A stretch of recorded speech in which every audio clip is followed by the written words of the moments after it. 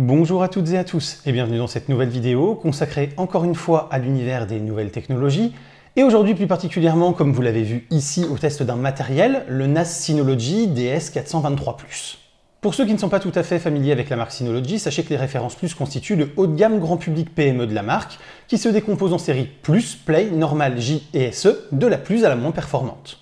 Les performances d'un DS de série Plus s'adressent donc aux personnes qui veulent faire un usage intensif de leur NAS avec un nombre important d'utilisateurs connectés en même temps et plusieurs tâches en temps réel effectuées en parallèle. Découvrons donc ce 423 Plus dans un test complet et voyons ce qui a changé par rapport à son prédécesseur, le 420 Plus, sorti 3 ans auparavant et que je vous avais testé juste ici.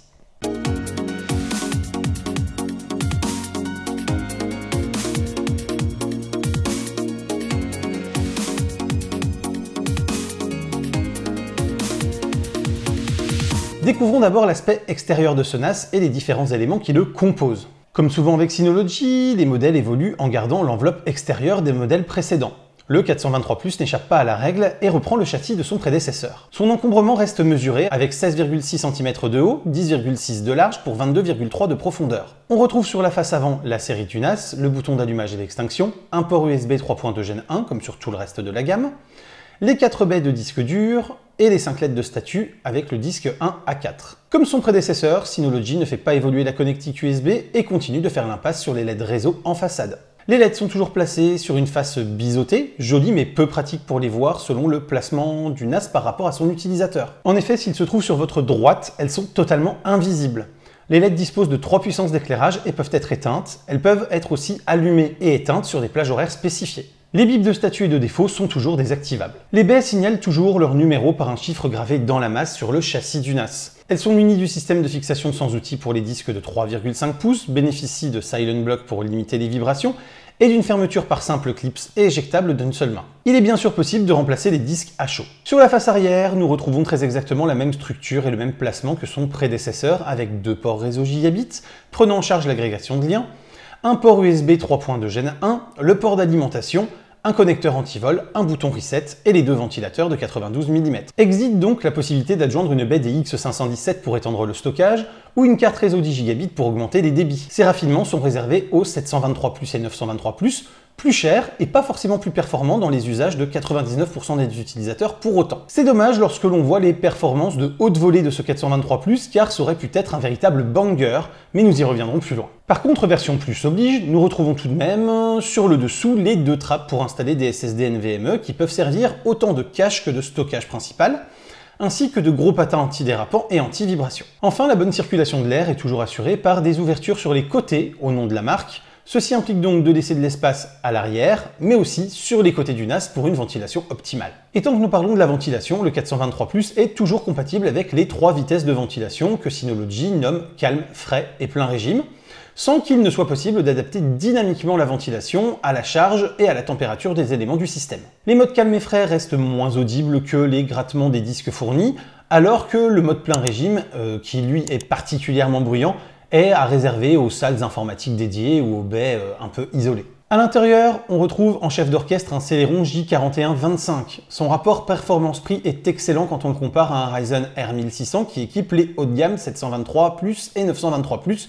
puisqu'il n'est que 8% moins véloce, mais avec en contrepartie des prises en charge matérielles pour le décodage et le transcodage vidéo. Au final, pour celui qui n'a pas besoin de RAM ECC et dont les usages peuvent se contenter de 6 Go de RAM, le 423 Plus est donc une bien meilleure alternative multimédia que les 723 Plus et 923 Plus qui sont eux plus dédiés à des VM un peu gourmandes, qui nécessitent beaucoup de RAM, ou alors à des tâches où une erreur n'est pas admissible. Il sera cependant possible sur ce 423 Plus de monter à plus que 6 Go de RAM. En effet, l'emplacement d'extension de RAM, les 2 Go de base étant soudés à la carte mère, peut accueillir sans souci une barrette de 8 ou de 16 Go. Mais vous serez alors hors des spécifications Synology, et si des logs en cas de panne permettent de le détecter, vous risquez de ne pas pouvoir bénéficier de votre garantie. Vigilance donc sur le sujet. Côté consommation, Synology annonce son NAS pour une consommation de 28,3 watts en utilisation. Dans les faits, à la prise, équipé de 2 disques Synology, le NAS a consommé jusqu'à 29 watts lorsque le processeur et les disques étaient fortement sollicités. On serait donc cohérent avec la fiche technique. Sauf que, comme dit, je n'avais que 2 disques dans ce NAS lors du test. Un disque consommant entre 4 et 8 watts selon le nombre de plateaux et sa vitesse, On montera donc à 45 watts sans trop de difficulté avec 4 disques et 2 SSD dans ce NAS pleinement sollicité. Comme souvent désormais, il est donc largement au-delà des mesures annoncées par le constructeur qui devrait préciser ses protocoles de test car je suis de plus en plus surpris par ces écarts. En coût d'électricité maximal annuel, ce NAS vous coûtera donc autour de 83 € par an selon le prix de l'électricité en France lors de la réalisation de ce test, à savoir 21 centimes du kWh en source Eurostat. Ce NAS peut donc accueillir jusqu'à 4 disques durs d'un maximum de 18 Teraoctets chacun, proposant ainsi un espace de stockage possible de 72 Tera en RAID 0 ou en JBOD, de 54 Tera en RAID 5. Notez que sur cette gamme, Synology ne permet pas de RAID 6 ou de SHR2, il sera possible d'ajouter un maximum de 2 x 8 Tera en SSD NVMe, même si une telle hypothèse semble peu probable, un SSD NVMe de 8 Tera coûtant aujourd'hui encore plus de 1000 € pièce. Je vous invite à aller voir cette vidéo sur les différents types de RAID si vous n'êtes pas familier avec le sujet. Comme toujours sur cette gamme, le volume maximum géré est de 108 Teraoctets, permettant donc de disposer d'un seul et unique volume, même avec 6 emplacements de disques utilisés avec les capacités maximales offertes par le marché actuellement. Souvenez-vous également que la reconstruction d'un RAID d'une telle taille, avec une telle quantité de données, peut être très longue et qu'il est parfois plus intéressant de multiplier les disques de petite capacité pour maximiser la disponibilité d'un système critique. Il est donc temps de démarrer ce NAS. En termes d'installation, on reste sur l'installation classique de Synology. On se connecte via une interface web, on peut migrer ses données depuis un NAS plus ancien assez facilement, ou si on démarre de zéro, on se retrouve accompagné pas à pas pour créer son premier compte utilisateur et son premier volume.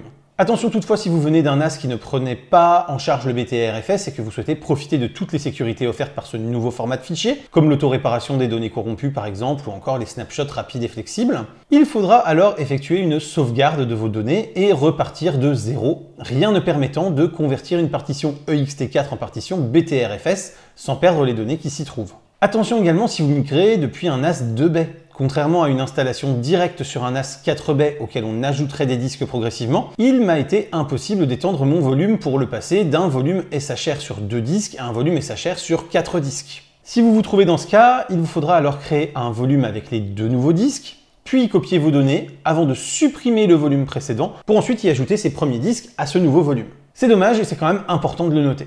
Le NAS a, comme toujours, été utilisable moins de 5 minutes après sa mise sous tension, lancement et premier paramétrage compris, ce qui est excellent et conforme à ce qu'on trouve aujourd'hui sur le marché.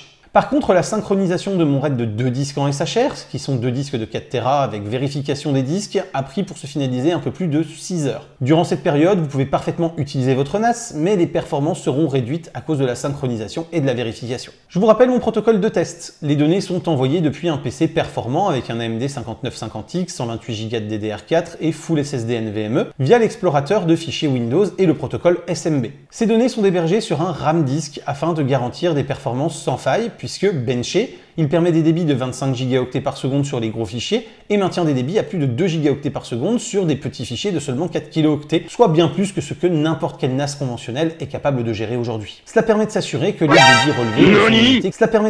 les débits relevés ne sont limités que par le serveur NAS et éventuellement la connexion réseau pour les plus gros fichiers. J'effectue 4 tests avec la même cohorte de fichiers pour chaque test de NAS. Une cohorte de 2700 fichiers de 64 kg, une cohorte de 659 fichiers de 1 méga, une cohorte de 136 fichiers de 50 mégas et enfin une dernière cohorte de 4 fichiers de plus de 1 giga. Notez donc que ce test est extrêmement exigeant pour aller chercher les défauts de chaque NAS, le test sur des fichiers de 64 kg maximum étant un exercice difficile pour à peu près tous les systèmes à ce jour. À chaque fois, le test est effectué en lecture, envoi des données du NAS au RAM disk du PC, et en écriture, envoi des données depuis le RAM disk vers le NAS. Chaque cohorte est envoyée et reçue 5 fois afin de moyenner les résultats et éliminer les mini-fluctuations que peut rencontrer le réseau. Le cache en écriture des disques est laissé actif, mais les débits sont ceux qui restent maintenus après cette saturation, les cohortes de fichiers étant dimensionnées pour permettre justement cette saturation sur chaque taille de fichier testé. Enfin, le test est fait avec un dossier non chiffré et un dossier chiffré, afin de voir comment se comporte le NAS en présence d'un chiffrement et s'il parvient ou non à maintenir ses performances. Tout d'abord, testons avec une seule connexion gigabit active. On obtient les résultats suivants que je vous ai remis pour plus de clarté dans un graphique. On voit clairement que sur les gros fichiers de plus de 1 giga, comme toujours sur les NAS récents, la connexion gigabit est facilement saturée et que même des fichiers plus conventionnels de 50 mégas environ permettent une saturation de la bande passante. Les résultats sur les fichiers de 1 méga sont également excellents puisqu'ils sont tout bonnement près de 2 fois supérieurs à ceux offerts par son prédécesseur qui était le 420+. Mais le plus impressionnant reste pour les fichiers minuscules de 64 kg où les performances sont multipliées par 3 à 10 selon les cas par rapport au 420+. Ce sont d'ailleurs les meilleures performances que je n'ai jamais mesurées, toutes marques et modèles confondus, et des performances qui sont même largement supérieures à celles mesurées sur les 723 et 923+, là aussi jusqu'à 4 fois supérieures dans certains scénarios. C'est tout bonnement impressionnant.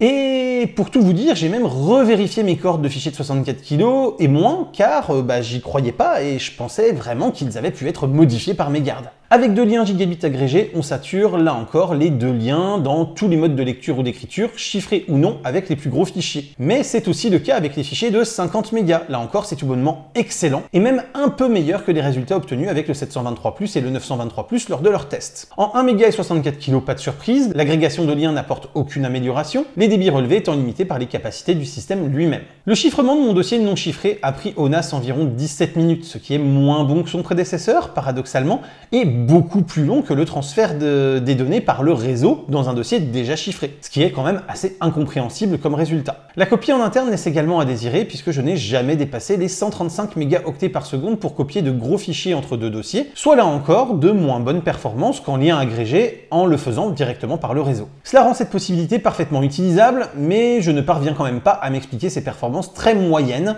quand je vois les performances que ce NAS offre lorsqu'il s'agit de traiter des données issues du réseau. Par ailleurs, en lecture et écriture simultanée de gros fichiers, les performances restent excellentes avec 95 mégaoctets en lecture pendant qu'il écrivait en même temps à 92 mégaoctets sur un seul lien, et 182 mégas en lecture et 178 en écriture au même moment, alors que les 2 liens étaient agrégés. C'est quand même légèrement moins bien que les 723+ et 923+ en la matière, même si ça reste excellent. Notez également que si vous souhaitez maximiser les débits sans disposer d'un switch compatible 802.3 AD, vous pouvez installer le paquet SMB Beta qui offre le multi-SMB pour des débits comparables avec l'agrégation de liens. Les disques Synology, pour ceux qui me suivent, vous savez que je leur reproche souvent d'être trop bruyants. Et bien là, alors qu'ils sont soi-disant de la même référence que ceux habituellement reçus pour mes tests, je les ai trouvés plus silencieux.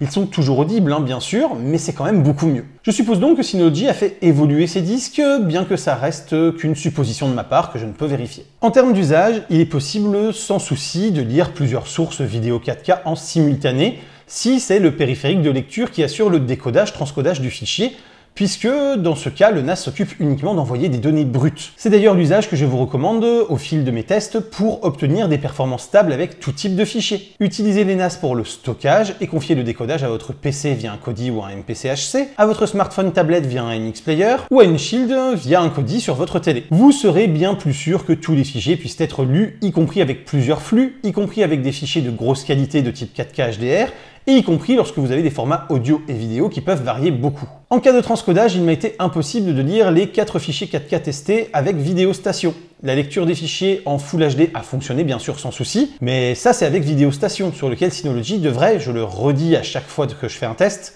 faire de gros efforts. Ou alors il faut y renoncer, retirer le paquet et pousser les alternatives mieux disantes à la place. Car vraiment, Vidéo Station fait très mauvais effet à un utilisateur novice qui ne connaîtrait pas les autres possibilités qui lui sont offertes. Et Plex alors, eh bien je n'ai pas réussi à lire le moindre fichier 4K sans saccade, tout comme avec le 723+, alors même que j'avais réussi avec le 923+, qui n'a pourtant pas de décodage matériel. Je pense donc que, comme le 723+, c'est avant tout dû aux 2 Go de RAM qui équipent ce NAS. Donc en étendant ses capacités de mémoire vive, on devrait retrouver des performances qui permettent de faire un décodage en temps réel. Notez également que Plex est ici testé sans PlexPass, ce qui fait que ça verrouille les options de transcodage matériel. Cependant, en laissant en pause le fichier quelques dizaines de secondes, il est alors possible de le lire correctement, le transcodage ayant pris assez d'avance. On n'est donc pas très loin d'un temps réel quand même. Par contre, lire 2 flux 4K avec transcodage est totalement inenvisageable avec cette configuration. Le transcodage 4K reste donc malgré tout incertain, sans possibilité de transcodage matériel solide et multiflux. Il faudrait aussi tester avec un PlexPass pour voir un peu ce que ça donne avec un transcodage matériel dédié. Pour ceux qui découvrent Synology et même les NAS avec cette vidéo de test, je ne vais pas redétailler tous les paquets testés pour la sauvegarde, les VM, l'hébergement de sites ou de galeries photos. Je vous renvoie vers cette vidéo sur les usages possibles d'un NAS. Sachez simplement que toutes les fonctions testées ont pu être exécutées de façon fluide, que ce soit de la sauvegarde, des VM, des sites auto-hébergés ou du travail sur des documents collaboratifs via la suite intégrée. Les VM sont cependant très vite à l'étroit et il convient de prévoir d'étendre la RAM dès l'achat si vous souhaitez faire un usage plutôt important de cette fonctionnalité. Enfin, signalons que ce 423+ est compatible avec le Synology High Availability, permettant de redonder le NAS avec un autre serveur équivalent qui prendra alors le relais automatiquement en cas de crash, tout comme le proposait déjà le prédécesseur 420+. Pour résumer, on pourrait donc dire que la gamme Synology grand public et TPE-PME de 2023 offre les propositions suivantes à l'heure actuelle. Vous avez le DS223 pour ceux qui veulent commencer à goûter au NAS Synology, avec de bons débits sur un seul lien et des usages simples, c'est-à-dire pas de transcodage et pas de VM.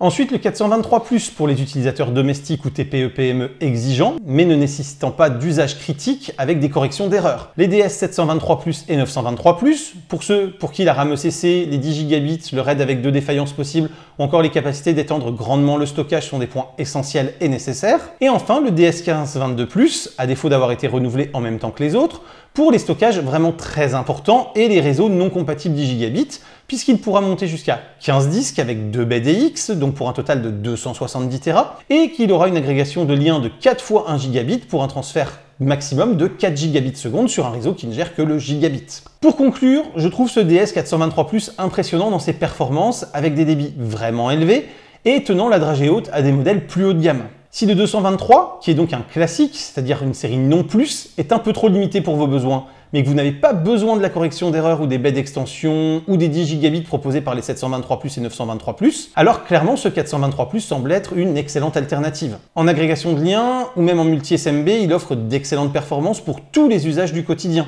Et avec son Celeron et l'usage d'un PlexPass, il offrira de bien meilleures performances pour les usages de diffusion vidéo que le R1600 équipant ses grands frères et dépourvu de capacité de décodage-transcodage matériel. Travail collaboratif, tâches de sauvegarde multiples, auto-hébergement de sites un peu intensif, diffusion de vidéos, même en 4K et même avec transcodage, hébergement de machines virtuelles, il sait tout faire, le fait bien et le fait plutôt vite du moment que vous lui avez octroyé un surplus de RAM. Avec un prix à peu près équivalent au 723+ qui ne propose que 2 baies et 100 € de moins qu'un 923+, il est clairement une alternative intéressante selon l'usage que vous destinez à votre NAS. Le tout est bien sûr intégré à l'excellente interface de Synology et à la possibilité de faire appel à leur support technique lui aussi plutôt bon. Synology propose par ailleurs une garantie étendue de 5 ans avec remplacement rapide en cas de défaillance, au lieu des 3 ans de base, pour 54,99 € pour peu que vous enregistriez votre produit comme proposé lors de sa première installation, ou dans les 90 jours suivant votre achat. On peut regretter qu'au regard de la fiabilité de ses produits, de son image de leader sur le marché et du prix de ses produits, cette extension ne soit pas proposée gratuitement, c'est-à-dire une extension, même pas une extension, mais une garantie de 5 ans de base. Car dans les faits, elle serait une vraie différence concurrentielle et ne coûterait pas grand-chose à la marque, dont les produits sont quand même d'une fiabilité extrême. J'espère en tout cas que cette vidéo de test vous aura plu, vous aura appris des choses, vous aidera dans vos actes d'achat. Si c'est le cas, n'hésitez pas à la commenter, la liker, vous abonner et partager, c'est le fameux clap que vous commencez à connaître. Vous avez également Tipeee, le bouton rejoindre et la boutique qui sont sous la vidéo et dans la description qui vous permettent de me soutenir financièrement en ayant des goodies ou des avantages exclusifs en échange, donc je vous invite à aller découvrir tout ça. Et quant à moi, je vous dis à très bientôt pour plein de prochaines vidéos, photos, techno, informatique et jeux vidéo qui font le contenu de la chaîne au quotidien. D'ici là, continuez de rester curieux et de regarder des vidéos sur YouTube. Salut à tous, bye bye. Putain, ce qui fait chaud.